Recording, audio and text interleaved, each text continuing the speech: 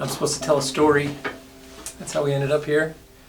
I was talking to the social media team maybe a couple weeks ago, and they asked where I got the idea, or where we got the idea to start Project Boon, and I told them this story about how I used to volunteer at Union Station Homeless Services. They had events called Dinner in the Park, and sort of my passion for volunteering, and I guess how contagious it is, and inviting other people to participate, spiraled into Project Boon, which is a 501c3 nonprofit located in Rancho Cucamonga, California, that hosts 10 to 12 to 14 holiday-based events a year in 2 different countries. When I say holiday-based events, I mean, think Christmas, Easter, Thanksgiving, I guess back to school.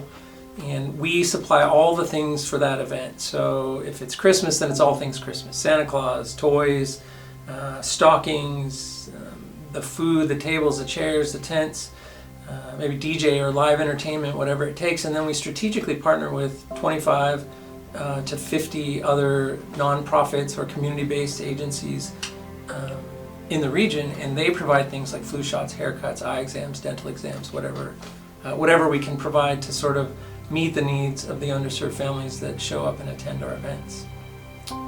Which I'm very proud of that outcome, but it is, I gotta say out loud, it was not what we intended. The idea wasn't to start a nonprofit. It was birthed out of this idea that I had spent 10 years in the music business, and I want to be careful when I say this, because I have a lot of friends that I was in the music business with, and not all of them were self-absorbed, but I was very self-absorbed when I was in that business. I had just spent 10 years talking about myself, name dropping, trying to align myself with other special people so that I could somehow by proxy be special.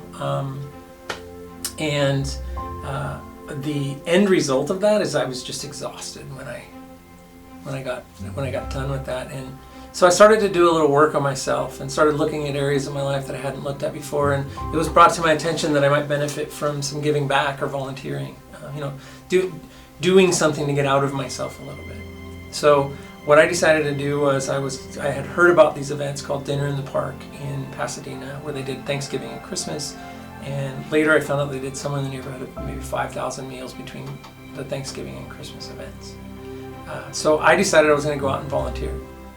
I made it super complicated. It took a couple years for me to even get involved in it. I went to the website, and then I showed up one time, but I didn't really get out of my car, that kind of stuff. And then when I finally showed up, one year I decided I'm going to show up early, I'm going to make myself available, and hopefully they put me to work. And so I showed up early one year, and I'm standing in the park, and my buddy Rick walks by, and I said, "Hey Rick, how's it going?" And he said, "Oh, I'm good. What are you doing here?" And I said, "Well, I'm looking to get plugged in. I'm looking to volunteer." And he said, "Oh, you see all those trucks across the street?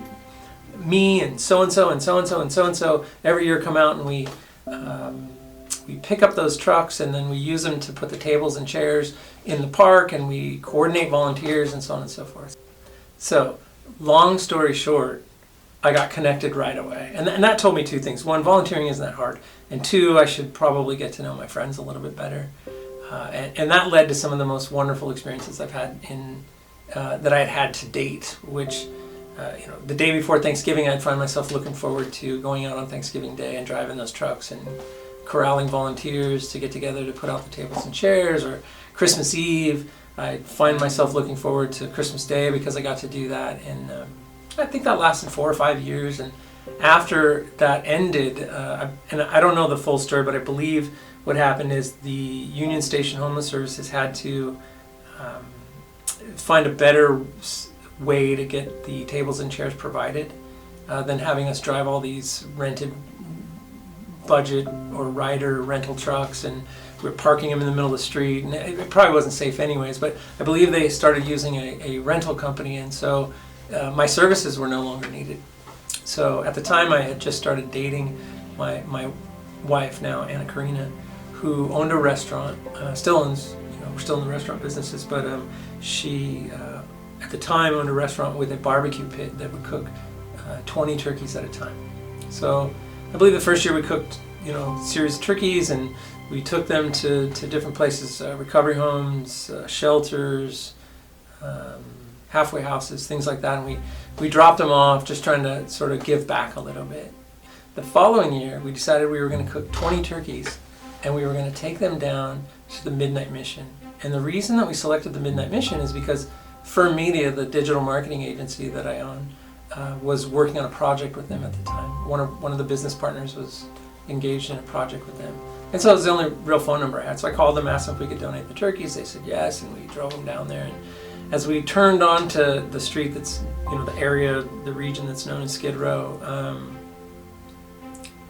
there was just a sea of people there. And you could just feel the weight in the car. You could feel that we all knew that we're dropping off these turkeys and it wasn't going to meet the need of all the people that were there to eat.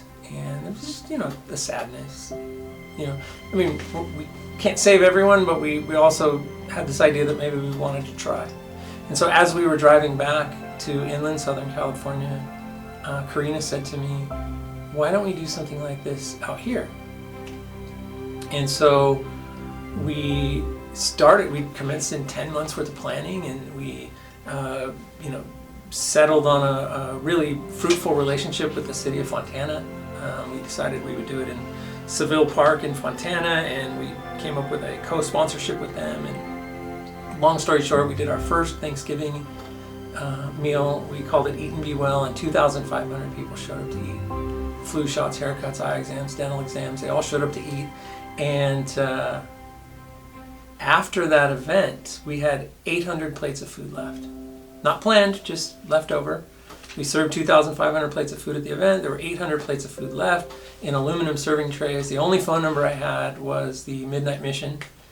So I called Midnight Mission. I said, hey, I have these 800 plates of food. I'd like to drop them off with you. If they don't get used, they're going to go to waste. And he said, sure.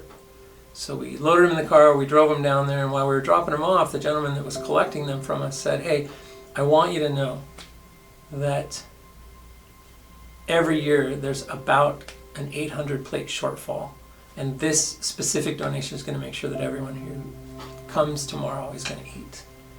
And that was kind of the circle, right? Like we drove on to Skid Row, sort of felt a weight for our inability to be able to serve all those people, and then we go home and we plan an event in our area, and the leftovers from that event meet the need that we originally saw as a gap, I guess.